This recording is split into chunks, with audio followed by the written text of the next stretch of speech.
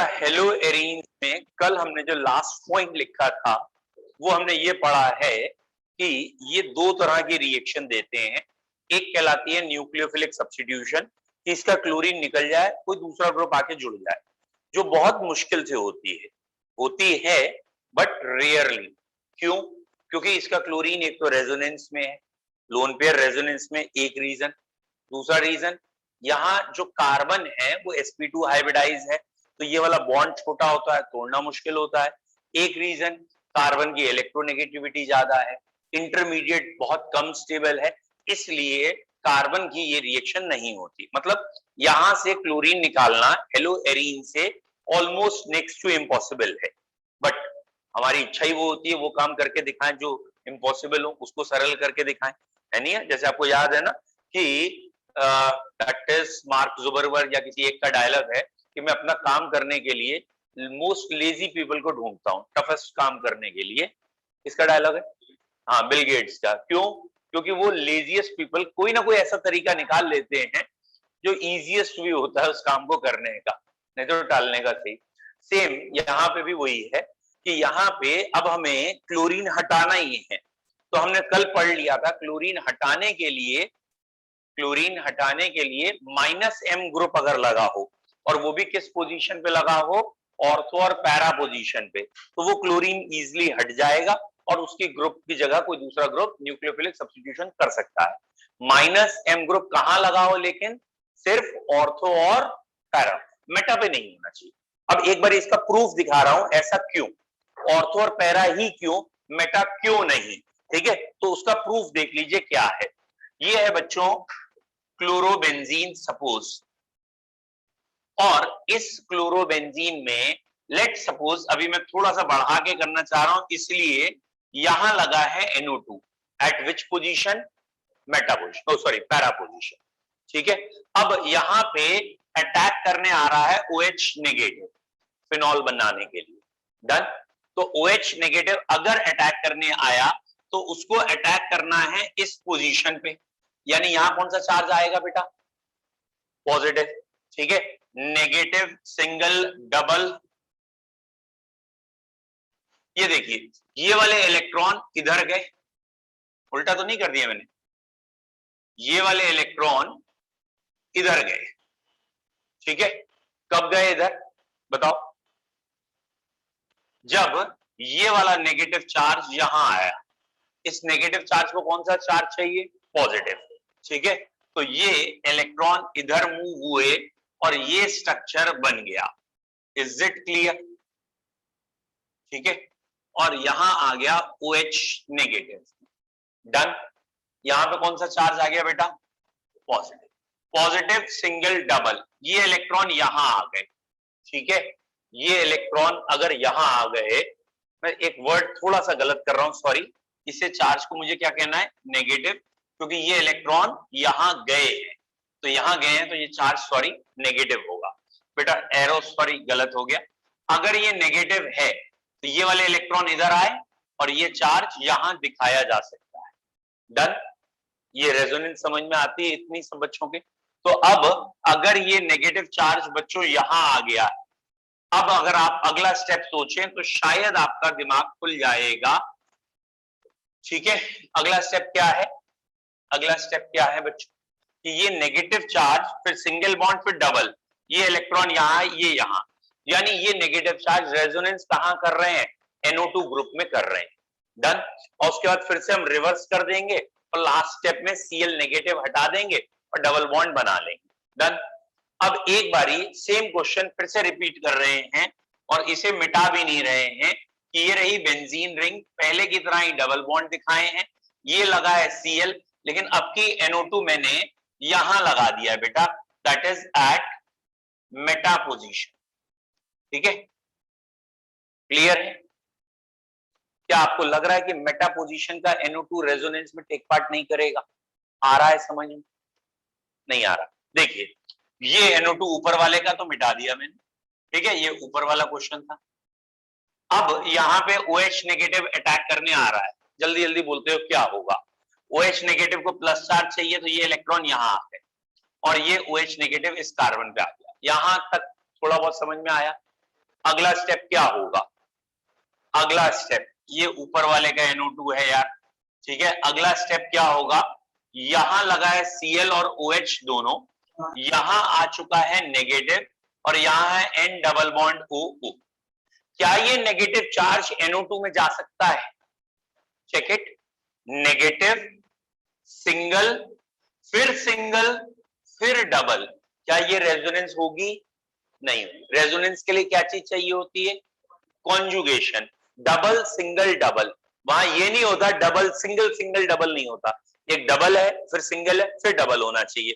ये रहा lone pair, ये रहा सिंगल फिर डबल, तो ये रेजोनेंस यहां तो हो रही है, लेकिन क्या ये रेजोनेंस यानी ये नेगेटिव चार्ज NO2 के अंदर जा रहा है? नहीं। इसका मतलब ये नेगेटिव चार्ज को NO2 ना तो फैसिलिटेट कर रहा है यानी खींच रहा है, NO2 इस नेगेटिव चार्ज से कोई मतलब नहीं रहा। इसलिए अगर NO2 मेटा पोजीशन पे लगा होगा तो ये वाला Cl वाला बॉन्ड उतना ज्यादा पोलर नहीं हो पाएगा। लेकिन अगर NO2 पैरा पे लगा है या ऑर्थो पे, ऑर्थो पे तो बहुत जल्दी दिख जाना चाहिए आपको, अगर चाहें तो एक ऑर्थो वाला बना के देख लीजिए। ये रहा ऑर्थो पोजीशन, बेटा ये ऑर्थो पोजीशन दिखाना चाह रहे हैं, यहां पे लगा है N double bond O negative. अब जरा सोचो, जैसे ही OH आएगा इस कार्बन पे, ये इलेक्ट्रॉन यहां चले जाएंगे। नाउ अगले स्टेप में क्या होगा? यहां पे होगा negative charge, negative single double, ये चीज क्या हो गई? रेजोनेंस। और अगर ये रेजोनेंस हो रही है तो NO2 यहां पे इस बॉन्ड को पोलराइज करता है। क्लियर है?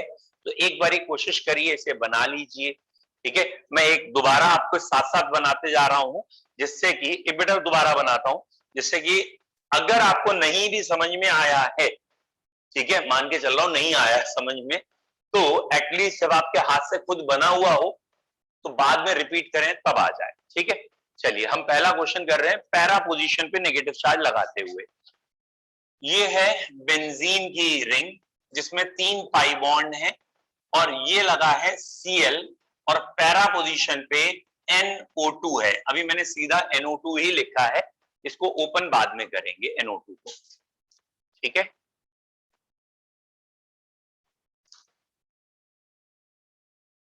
ठीक है बेटा, अगला स्टेप बच्चों, अगला स्टेप बेटा क्या होगा कि ये OH अटैक करने आ रहा है। तो जब ये OH अटैक करने आएगा तो ये नेगेटिव चार्ज इस कार्बन पे जा रहा है जिस कार्बन पे क्लोरीन है, उसे हटाने के लिए, और ये पाई बॉन्ड टूट के यहां आ गया है। तो ये बॉन्ड का मूवमेंट कर्व्ड एरो से दिखाया जाता है, पाई बॉन्ड ब्रेक हुआ। अब ये जब बॉन्ड ब्रेक हुआ तो बेटा ये 2 ही पाई बॉन्ड अंदर रह गए, यहां माइनस चार्ज, और यहां दोनों चीजें दिखा देंगे ClB और OH भी, यहां दोनों चीजें दिखा दीजिए Cl एंड OH बोथ। अब अगला स्टेप, यहां पे ये जो नेगेटिव चार्ज है ये बेसिकली लोन पेयर है, लोन पेयर बीच में आ गए। बेटा अगर ये लोन पेयर बीच में आएंगे तो ये पाई इलेक्ट्रॉन यहां आ गए, जब लोन पेयर बीच में आए तो पाई इलेक्ट्रॉन नीचे आ गया। डन। ओह सॉरी, यहां मैंने को NO2 लिखना था, वो लिखा ही नहीं है, ठीक है। अब ये पाई इलेक्ट्रॉन जब नीचे आ गए यहां पे, तब मैंने NO2 को ओपन करके दिखा दिया, ठीक है। डन। और बुक्स ने ये स्टेप नहीं बनाया है, बुक्स ने डायरेक्ट इसको भी, इसका जो मैं अगला स्टेप बनाऊंगा वो बनाया है, ठीक है। बुक्स में डायरेक्ट क्या दिखाया है कि नेगेटिव चार्ज सीधा यहां तक दिखा दिया, क्योंकि उन्हें रिवर्स करके वापस भी दिखाना है ना। चलिए अगला स्टेप बताइए क्या होगा। अगला स्टेप जिसकी वजह से हम पूरा लिख रहे हैं वही है कि ये नेगेटिव इलेक्ट्रॉन यहां आए और डबल बॉन्ड यहां, ये इसका नेक्स्ट स्टेप, ठीक है। और ये नेगेटिव स्टेप ये आप यहां पे भी दिखा ही सकते थे, लेकिन हमने जानबूझ के एक स्टेप ज्यादा दिखाया है कि ये नेगेटिव चार्ज NO2 में चला गया, ठीक है। तो ये आपका कंडीशन आ गई ClOH या OHCl, ये N यहां double bond N single bond O negative. Done. इसके बाद अगली रेजोनेंस बच्चों क्या होगी बताओ? वापस सी ऊपर की तरफ, ये इलेक्ट्रॉन यहाँ, ये यहाँ, ये यहाँ, ठीक है। मैंने एक साथ 3 दिखा दिए। अब बनाओ अगला स्ट्रक्चर। ये मैंने एक साथ 3 दिखा दिए हैं। अगला स्ट्रक्चर ड्रॉ करिए। ये आएगा बच्चों अगला स्ट्रक्चर। ये NO2 वापस जैसा था वैसा दिखा दीजिए। यहां डबल बॉन्ड, यहां नेगेटिव, यहां OH और Cl। लास्ट स्टेप जल्दी बताइए। लास्ट स्टेप, Cl निकल जाएगा और Cl माइनस निकलेगा। माइनस निकलेगा तो यहां कौन सा चार्ज आएगा? प्लस। प्लस चार्ज और नेगेटिव मिलके क्या कर लेंगे? Pi bond. तो यहां से Cl माइनस निकल गया और फाइनल प्रोडक्ट ये बन गया। Cl निकलने के बाद ये प्रोडक्ट बन गया। तो बेटा वही है ना, अगर आपने आज 5 मिनट ज्यादा लगा लिए इस रिएक्शन में, 10 मिनट ज्यादा लगा लिए, तो गारंटेड ये आपके ब्रेन में पेस्ट हो जाएगा पॉइंट कि NO2 अगर लगा है ऑर्थो और पैरा पोजीशन पे तो वो रिएक्शन फास्ट करा देगा। If NO2 is present at ortho and para position या -M group is present at ortho and para position, then it increases the rate of nucleophilic substitution reaction। तो कल हमने language में लिखा था, आज हम इसे प्रूफ कर रहे हैं।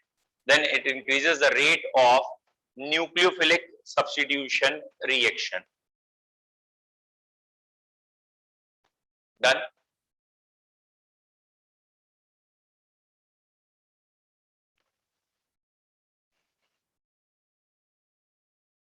ठीक है। तो बच्चों मैं आपको क्या बताने जा रहा हूं, एक बार फिर सुन लीजिए। अगर उन्होंने क्लोरोबेंजीन दिया है और कहा है एक्वस क्यूएच से रिएक्शन करो, क्या फिनॉल डायरेक्ट बन जाएगा? नहीं बनेगा। क्लोरोबेंजीन में क्यूएच डालने से फिनॉल नहीं बनता है। लेकिन क्लोरोबेंजीन के ऑर्थो पैरा पोजीशन पे अगर NO2 या -M लगा हो, मतलब दोनों पोजीशन पे लगा हो, इन तीनों जगह पे लगा हो -M यानी NO2, तो बन जाएगा। तो इवन रूम टेम्परेचर पे भी, मतलब खाली 30 to 40 डिग्री हीट करने पे भी KOH के साथ OH आ जाएगा। क्लियर है? एनसीईआरटी ने तीनों की टेम्परेचर प्रेशर दे रखा है, but it's not that important कि आप तीनों का टेम्परेचर प्रेशर याद रखें, क्योंकि इवन कंपटीशन में जब भी क्वेश्चन आते हैं ना, तो वो ये नहीं आते कि 440 470 ना, कंसेप्चुअल आते हैं कि भाई अगर एक NO2 लगा है तो सपोज X टेम्परेचर पे रिएक्शन हो रही है, तो जब 2 NO2 लगेंगे तो X से ज्यादा टेम्परेचर लगेगा या X से कम? कम। क्यों? क्योंकि एक NO2 पॉजिटिव चार्ज थोड़ा बहुत डेवलप कर रहा है, 2 NO2 है, गुड, ज्यादा डेवलप करेंगे। तीनों तरफ NO2 होगा तो और ज्यादा डेवलप करेंगे।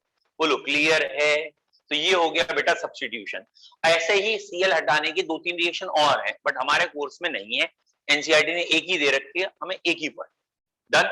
वैसे इसके अलावा कौन सी हैं, जैसे KCN से रिएक्शन कर दें या और भी एक आध न्यूक्लियोफाइल है वो सब्स्टिट्यूट कर सकता है, एनसीईआरटी में नहीं है, ना ही कभी पूछी गई, इस पे फोकस करना। ठीक। अब अगला पॉइंट बहुत इंपॉर्टेंट है, that is electrophilic substitution reaction of benzene ring. लिखें अगला, electrophilic substitution reaction of benzene ring. ये बच्चों बहुत इंपॉर्टेंट है, electrophilic substitution reaction of benzene ring. बच्चों बताओगे कहां इलेक्ट्रोफाइल अटैक करेगा, ऑर्थो पैरा पे या मेटा पे, और क्यों? और क्यों नहीं? देखिए कंसेप्ट समझिए बेटा, इसको समझ लीजिए, ये हर चैप्टर में आना है यही वाला पॉइंट। ये वाला जो ग्रुप है ना जिसका नाम Cl है, ये ग्रुप लोन पेयर रखता है। जितने लोन पेयर वाले ग्रुप हैं वो इलेक्ट्रॉन जब आगे देंगे, ये इलेक्ट्रॉन जब यहां जाएंगे तो रेजोनेंस में यहां पे नेगेटिव चार्ज डेवलप हो जाएगा। बोलो क्लियर है? जब रेजोनेंस होगी तो यहां कौन सा चार्ज डेवलप हो जाएगा? नेगेटिव चार्ज डेवलप हो जाएगा। Eight which position? बोलो। अबे यार तुम्हें पोजीशन ही नहीं आता समझ में आई। ये बेंजीन में 2 ग्रुप लगातार हो तो ऑर्थो कहलाता है, तो ऑर्थो पे नेगेटिव आया, फिर रेजोनेंस आगे हुई तो कहां पे नेगेटिव आ गया है? मेटा पे नेगेटिव आ गया है।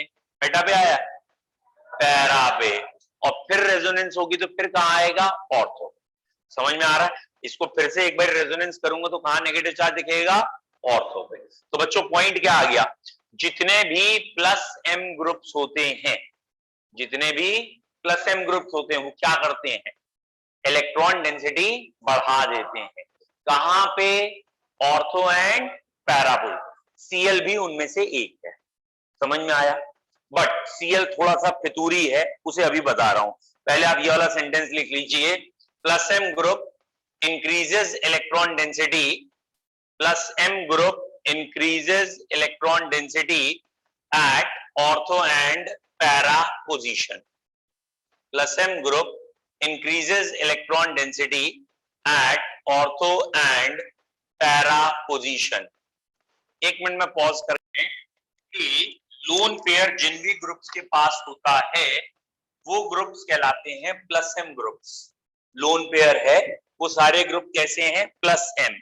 प्लस एम का मतलब होता है वो इलेक्ट्रॉन बेंजीन रिंग को देंगे। तो जब बेंजीन रिंग को इलेक्ट्रॉन मिलेंगे तो बेंजीन रिंग पे इलेक्ट्रॉन डेंसिटी बढ़ जाएगी। इलेक्ट्रॉन डेंसिटी बढ़ गई तो जो इलेक्ट्रॉनों के लिए अटैक करने आ रहा है उसे क्या कहते हैं, इलेक्ट्रोफाइल। तो इलेक्ट्रोफाइल कहां अटैक करेगा, जहां इलेक्ट्रॉन दिखेंगे। तो कहां अटैक होगा, ऑर्थो एंड पैरा पे। तो आपने शायद लाइन भी यही लिखी है, plus M group increases electron density at ortho and para position. Therefore they are ortho and para directing groups। Therefore, they are ortho and para directing groups towards electrophilic substitution reaction। They are ortho and para directing groups towards electrophilic substitution reaction। ठीक है, they are ortho and para directing groups towards electrophilic substitution reaction। क्या मतलब हुआ बच्चों, इस बात का क्या मतलब हुआ, आया समझ में, नहीं आया? ये बेंजीन रिंग है, यहां क्लोरीन लगी है।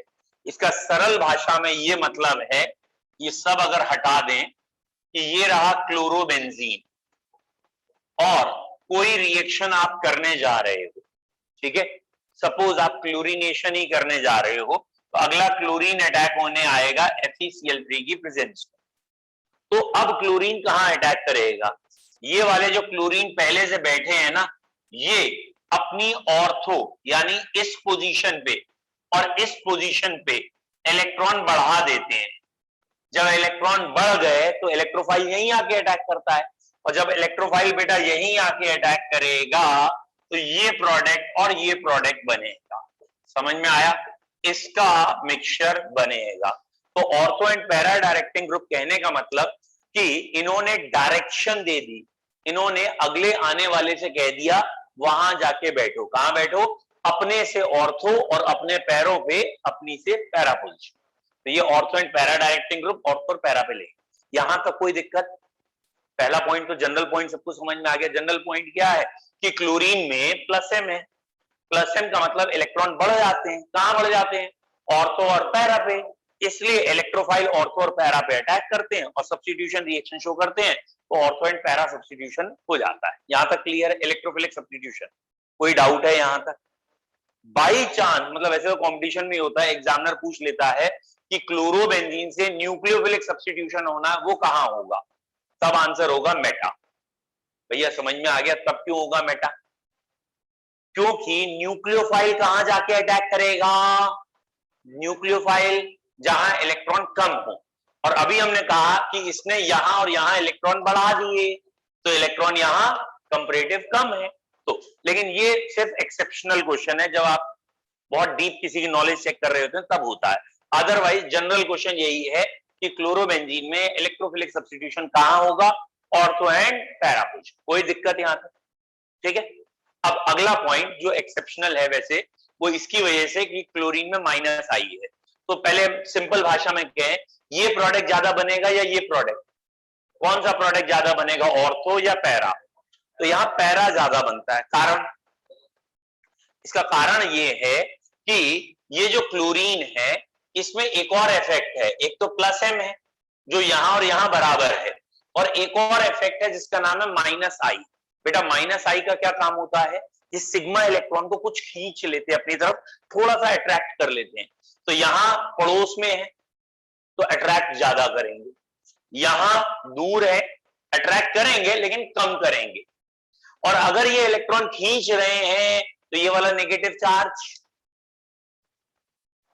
कॉमन सेंस, ये इलेक्ट्रॉन खींचेगा तो इलेक्ट्रॉन तो नेगेटिव चार्ज है, वो नेगेटिव चार्ज अपनी तरफ खींच रहा है, तो ये वाला नेगेटिव चार्ज डिक्रीज, यहां पे भी नेगेटिव चार्ज डिक्रीज, कहां ज्यादा डिक्रीज हो गया, यहां ज्यादा डिक्रीज हो गया। ये भिखारी आ रहा है इलेक्ट्रोफाइल के कहां जाएगा, जहां नेगेटिव चार्ज कम हो चुका है या ज्यादा है, ज्यादा, यहां अटैक करेगा तो यही प्रोडक्ट ज्यादा बनेगा। तो क्लोरीन में एक माइनस आई इफेक्ट भी है, और माइनस आई इफेक्ट होने की वजह से ऑर्थो और पैरा के मिक्सचर में ऑर्थो वाला कम बनता है और पैरा वाला ज्यादा। रीजन क्लियर है क्यों, माइनस आई का काम है इलेक्ट्रॉन खींचना, और माइनस आई बेटा डिस्टेंस के साथ कम हो जाता है, क्योंकि मुझे मालूम है एक आध बच्चा ये भी बोलेगा थोड़ी देर में, अच्छा क्लोरीन का प्लस एम है, प्लस एम है यानी वो इलेक्ट्रॉन बढ़ाता है, फिर वो कहेगा यहां उसने ज्यादा इलेक्ट्रॉन बढ़ा दिए क्योंकि ये पड़ोस में है। भैया ध्यान रखना है, मीजोमेरिक इफेक्ट डिस्टेंस से कम नहीं होता, मीजोमेरिक में पूरे पूरे इलेक्ट्रॉन जंप करते हैं, तो पूरा प्लस और पूरा माइनस चार्ज आता है, तो मीजोमेरिक की वजह से जितना माइनस यहां है उतना ही माइनस है, मीजोमेरिक पास या दूर से कोई फर्क नहीं है, चार्जेस का मैग्नीट्यूड सेम है। लेकिन ये जो माइनस आई है ये इलेक्ट्रॉन खींच रहा है सिग्मा, और ये सिग्मा इलेक्ट्रॉन जितने सिग्मा बॉन्ड ज्यादा है उतना कम खींचेगा, जितने कम है उतना ज्यादा, तो ये यहां से इलेक्ट्रॉन ज्यादा खींच लिए, यहां चार्ज कम हो गया, यहां कम हो गया तो ऑब्वियसली बात है इलेक्ट्रोफाइल कम अटैक करेगा, यहां ज्यादा करेगा। तो पहले दो पॉइंट क्लियर है, पहला पॉइंट था कि chlorobenzene ortho and para directing है, दूसरा पॉइंट है ऑर्थो और पैरा दोनों बनेंगे बराबर ना, पैरा वाला ज्यादा बनेगा क्योंकि क्लोरीन में माइनस आई। पहले दो पॉइंट क्लियर हैं, पहले दोनों लिख लेते हैं, पहला लिख लिया हमने शायद कि chlorine has plus M group therefore ortho and para direct. अब दूसरा पॉइंट लिख लीजिए, in between ortho and para, in between ortho and para groups, ortho and para group comma, para product is, जो पैरा वाला है वो ज्यादा बनेगा, para product is major, in between ortho and para, para product is major. बेटा क्यों, क्यों, due to high minus I effect at ortho position, due to high minus I effect at ortho position. बेटा ortho position में minus I effect बहुत ज्यादा है, इसलिए समझ में आया कुछ, माइनस आई इलेक्ट्रॉन खींच लेता है, चार्ज कम हो जाता है। पहले दो क्लियर है। अब भैया तीसरा पॉइंट जो एक्सेप्शनल है वो देखो क्या है बच्चों, तीसरा एक्सेप्शनल पॉइंट ये है कि ये रही बेंजीन रिंग और ये रही क्लोरोबेंजीन, अगर बेंजीन की क्लोरीन और FeCl3 से करें और क्लोरोबेंजीन की क्लोरीन और FeCl3 से करें तो इन दोनों में किसे जल्दी रिएक्ट करना चाहिए, which should react faster and why, इन दोनों में किसे रिएक्ट जल्दी करना चाहिए और क्यों, तो इस वाले को जल्दी रिएक्ट करना चाहिए, कारण कि Cl में प्लस एम है और प्लस एम इलेक्ट्रॉन बढ़ा देते हैं तो यहां अटैक जल्दी होना चाहिए, मतलब जनरली जितने प्लस एम ग्रुप हैं वो सारे के सारे ऑर्थो एंड पैरा डायरेक्टिंग हैं और वो सारे के सारे एक्टिवेटिंग ग्रुप्स हैं। एक्टिवेटिंग ग्रुप कहने का मतलब जो बेंजीन रिंग है ये ऑर्डिनरी बेंजीन रिंग है और ये ग्रुप आ गया तो ये ग्रुप इस रिंग को क्या कर देते हैं, एक्टिवेट कर देते हैं। What is the meaning of activating, कि यहां ये रिएक्शन अगर 100 डिग्री पे हो रही थी तो अब ये रिएक्शन 70 पे ही हो रही होगी। यहां अगर कोई स्पीड निकाल रहे हैं, मतलब एक सरल भाषा में स्पीड कह रहे हैं, काइनेटिक्स कह रहे हैं कि ये 50 मोल पर सेकंड रिएक्ट कर रहे थे तो यहां 70 रिएक्ट करने चाहिए, मतलब it this ring should become more active. क्यों मोर एक्टिव, क्योंकि इलेक्ट्रोफाइल इस भिखारी को अटैक करना है, यहां भीख देने के लिए सारी पोजीशन एक जैसी है, यहां जो Cl बैठा है उसने यहां कुछ ज्यादा भीख रख दी है, ठीक है, तो ऑब्वियसली ये जब अटैक करने आएगा इसकी जगह इस पे जाना चाहिए, समझ में आ रहा है। तो इन जनरल सारे के सारे plus M group ortho and para directing होते हैं और एक्टिवेटिंग होते हैं, बट यहां पे एक लोचा है, यहां एक एक्सेप्शन है। क्या एक्सेप्शन, कि क्लोरीन प्लस एम है, ऑर्थो एंड पैरा डायरेक्टिंग भी है, लेकिन ये थोड़ा सा डीएक्टिवेटिंग ग्रुप है, इतू सा थोड़ा सा डीएक्टिवेटिंग है, मतलब it is weekly deactivating. Weekly deactivating समझते हो, मतलब एक हफ्ते डीएक्टिवेट करता है, अगले हफ्ते नहीं करता। हाँ, यहाँ वीक वाला वीक है, हफ्ते वाला वीक नहीं है। It is weekly deactivating. Why weekly deactivating? भैया इसका सीएल का माइनस आई इफेक्ट इतना ज्यादा है कि ये माइनस आई की वजह से, माइनस आई मतलब इलेक्ट्रॉन खींचना, तो ये वाला जो सीएल पॉजिटिव अटैक करने आएगा तो इसका माइनस आई इसे क्या करना पड़ेगा? रिपेल। इसका माइनस आई इसे क्या कर रहा होगा? रिपेल। और रिपेल करने की वजह से ये यहां पे ज्यादा अटैक नहीं कर पाता। सरल भाषा में आपको 3 पॉइंट याद रखने थे। पहला पॉइंट आपको क्या याद रखना था कि सीएल ग्रुप प्लस एम है, ऑर्थो एंड पैरा डायरेक्टिंग है। दूसरा पॉइंट, ऑर्थो और पैरा में से पैरा प्रोडक्ट ज्यादा बनते हैं, जो भी रिएक्शन होगी पैरा वाले ज्यादा बनेंगे। काहे ज्यादा बनेंगे? माइनस आई इफेक्ट है, ऑर्थो पे ज्यादा लगता है। तीसरा और आखिरी पॉइंट, वैसे तो सारे plus M group ortho and para directing और एक्टिवेटिंग भी है, लेकिन क्लोरीन, स्पेशली क्लोरीन, सारी हेलोजन भी नहीं, मेनली क्लोरीन, ये ऑर्थो एंड पैरा डायरेक्टिंग तो है, लेकिन थोड़ा सा डीएक्टिवेटिंग ग्रुप है, और ये डीएक्टिवेट कर देता तो रिएक्शन थोड़ी सी स्लो हो जाती है। और ये डीएक्टिवेटिंग किसके रिस्पेक्ट में कह रहे हैं? बेंजीन एक प्योर होती और एक क्लोरोबेंजीन है, तो क्लोरोबेंजीन की रिएक्टिविटी थोड़ी सी कम है। समझ में आ रहा? लेकिन अगर कोई माइनस एम ग्रुप आ जाएगा, जैसे मैंने अभी ये कहा ना प्लस एम एक्टिवेटिंग, तो माइनस एम आएगा तो वो डीएक्टिवेट। प्लस एम वाले एक्टिवेट करते हैं और माइनस एम वाले डीएक्टिवेट। तो माइनस एम ग्रुप हमेशा डीएक्टिवेटिंग होते हैं, स्ट्रॉन्ग डीएक्टिवेटिंग होते हैं, और क्लोरीन प्लस एम है, एक्टिवेटिंग होना चाहिए लेकिन थोड़ा सा डीएक्टिवेटिंग है, तो वीकली डीएक्टिवेट। बोलो आया समझ? लिख लो तीसरा पॉइंट जल्दी से। although chlorine has plus m effect and it is ortho and para directing group, although chlorine has plus m effect and it is ortho and para directing group, ortho and para directing group, ortho chlorine has plus m effect and it is ortho and para directing group, but it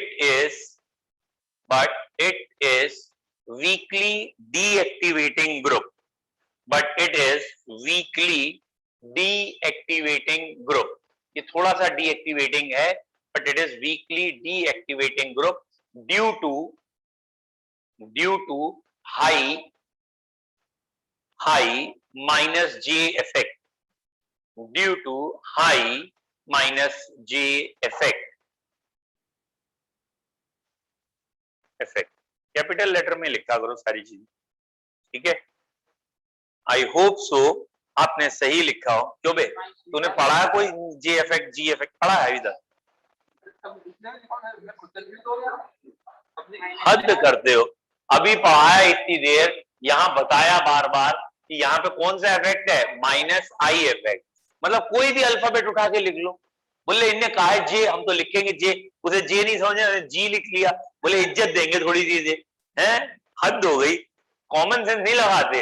it is highly minus I effect. तो order of reactivity क्या हो गई बेटा? अगर एक pure benzene ring है, एक benzene है जिसमें माइनस, यहां तक आ रहा है, ठीक है? एक बेंजीन है जिसमें माइनस एम का ग्रुप लगा है, एक बेंजीन है जिसमें प्लस एम का ग्रुप लगा है। तो ऑर्डर ऑफ रिएक्शन क्या है? अगर माइनस एम है तो इस बेंजीन के मुकाबले डीएक्टिवेट करेगा, प्लस एम है तो एक्टिवेट। लेकिन क्लोरीन यहां बीच में है। कहां है? कि रिएक्टिविटी में क्लोरीन बेंजीन से थोड़ा सा कम रिएक्टिव है, क्लोरोबेंजीन कम रिएक्टिव है, और माइनस एम वाले बहुत कम रिएक्टिव होते हैं, प्लस एम वाले ज्यादा रिएक्टिव। समझ में आया? तो बच्चों अगर समझ में आया है तो ये ट्रू फॉल्स बता सकते हो। बताओ, all minus m groups are deactivating groups, true or false? All minus m groups are deactivating, true? Clear है? ठीक है। अब इसी सेंटेंस में पहले ओनली लगा दो। Only all minus M groups are deactivating. खाली ओनली लगाने गड़बड़ हो जाएगा। क्लियर है क्यों? क्योंकि एक ग्रुप प्लस एम का भी है जो डीएक्टिवेटिंग है। समझ में आ रहा है इसका मतलब? वेरी गुड बच्चों। तो माइनस एम ग्रुप डीएक्टिवेटिंग होते हैं, लेकिन खाली माइनस एम है ये गलत है। ठीक है, clear? All activating groups are plus M groups. All activating groups are plus M. सही है गलत है? All activating groups are plus M.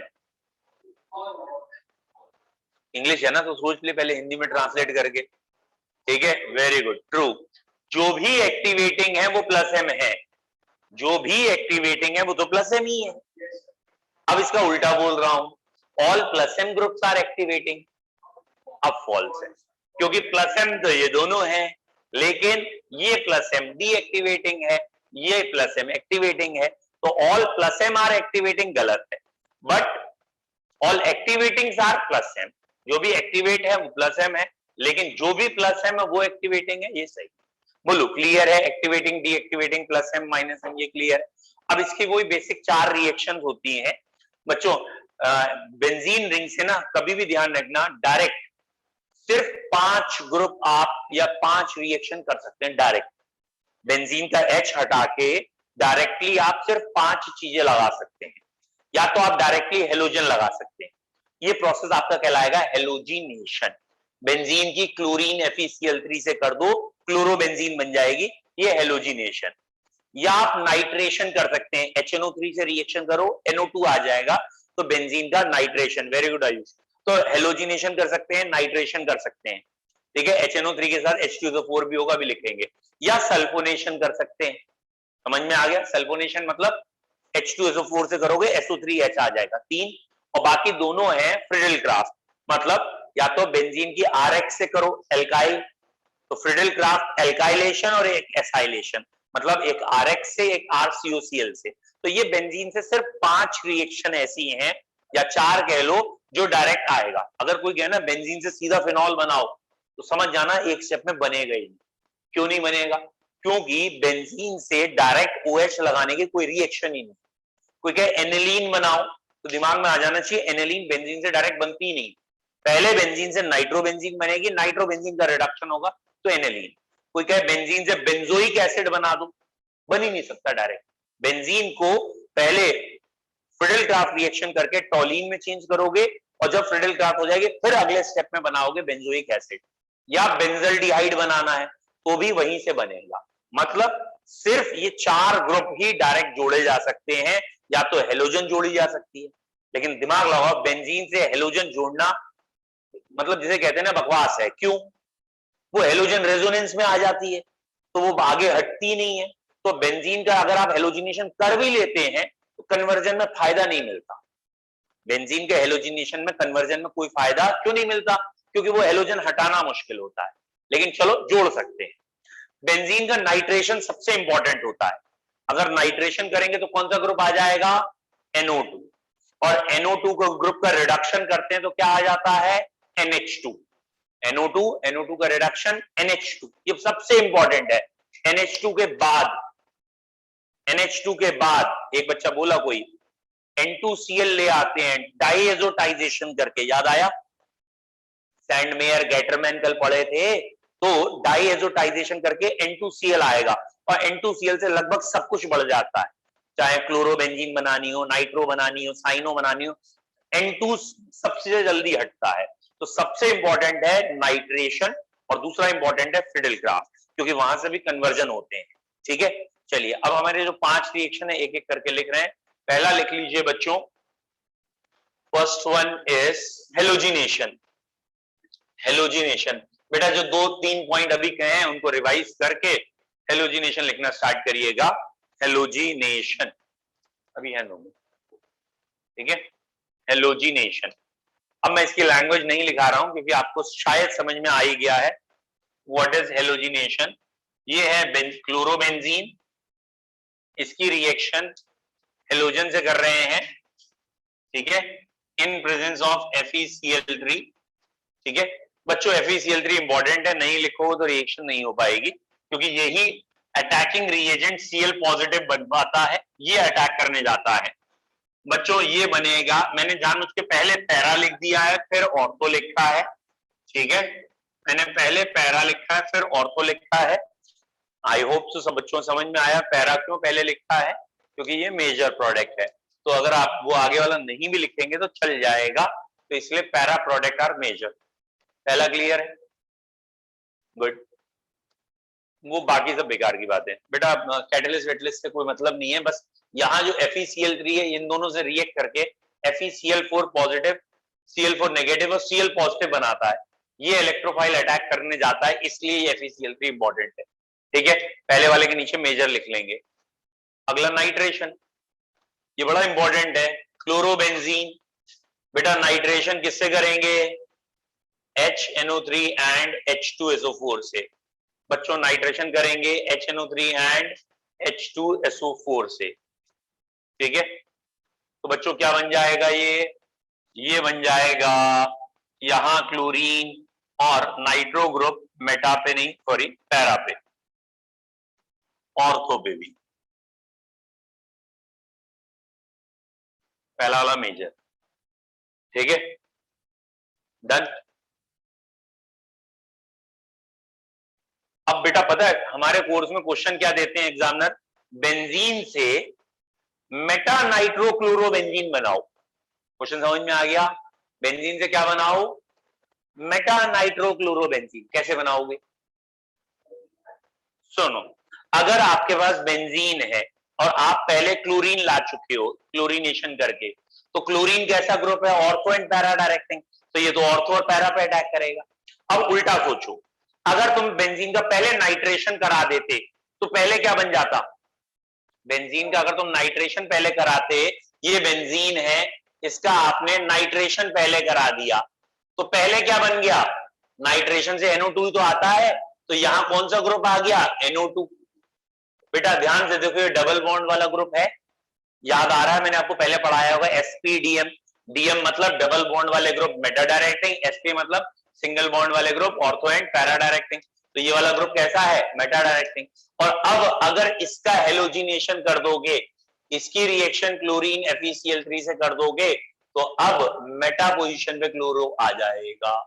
बोलो आ रहा है समझ में? तो क्वेश्चन समझ में आया क्या है?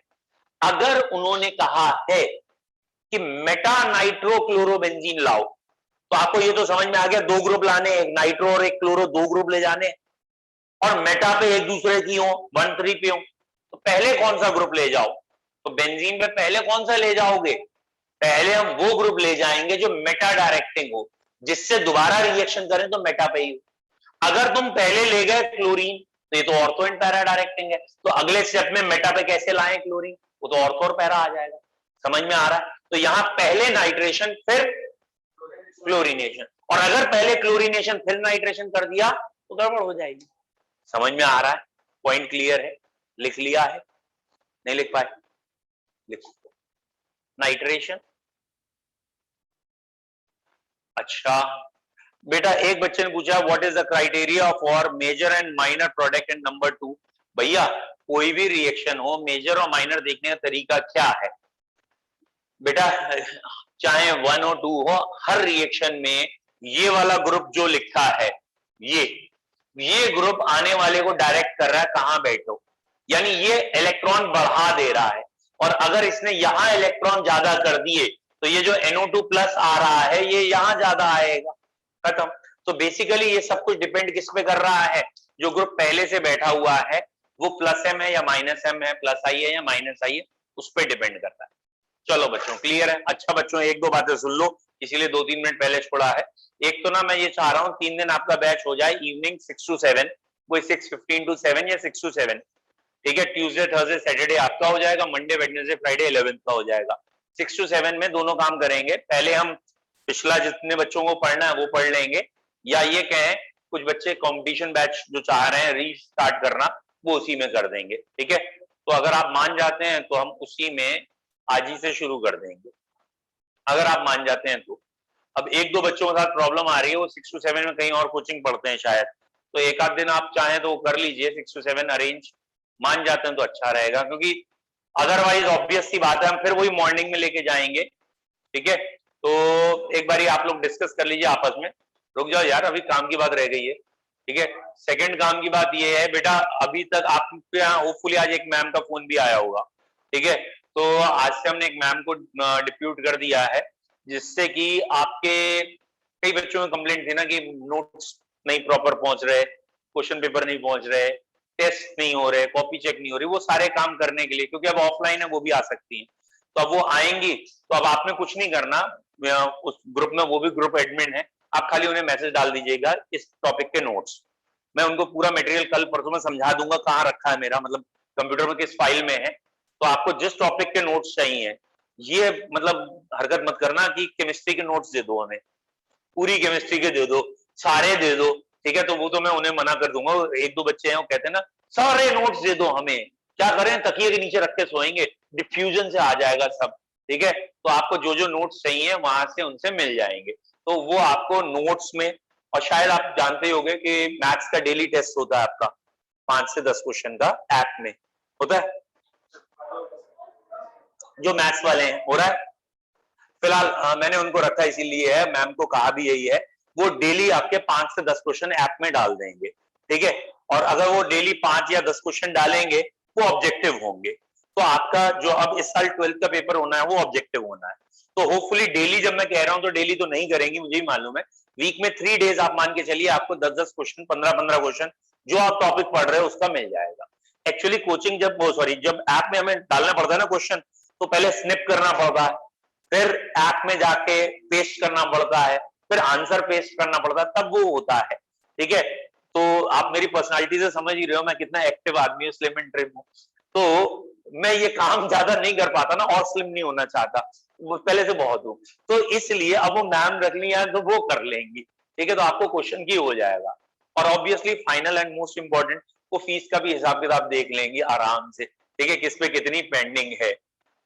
ये देखो एक और है, ये ना विजय भसीन भाई साहब बैठे हुए हैं, और भी 2-4 हैं यहाँ ऑनलाइन। मैं कह रहा हूँ स्पेशली लिख के भेजा उसने मैसेज अभी सामने, आज नोट्स भेज देना मुझे। नहीं मैं तुझे बता रहा हूँ, मैम को उस मोबाइल नंबर पे खाली मैसेज करना है, तब भी तुम मुझी से कहियो, ठीक है। ये चाहते हैं काम हो ही ना कभी कोई, ठीक है। और बच्चों फीस का भी वही रिकॉर्ड देखेंगे, अगर किसी के घर में फोन आए फीस के लिए तो बहुत ज्यादा उससे पैनिक मत लीजिएगा, क्योंकि उन्हें नहीं पता है कि आपकी कितनी फीस जमा है कितनी नहीं जमा है, तो उसे बहुत पैनिक लेने की जरूरत नहीं है, क्योंकि फीस तो मैं लेके खा पी गया ना उन्हें क्या पता, ठीक है। ओके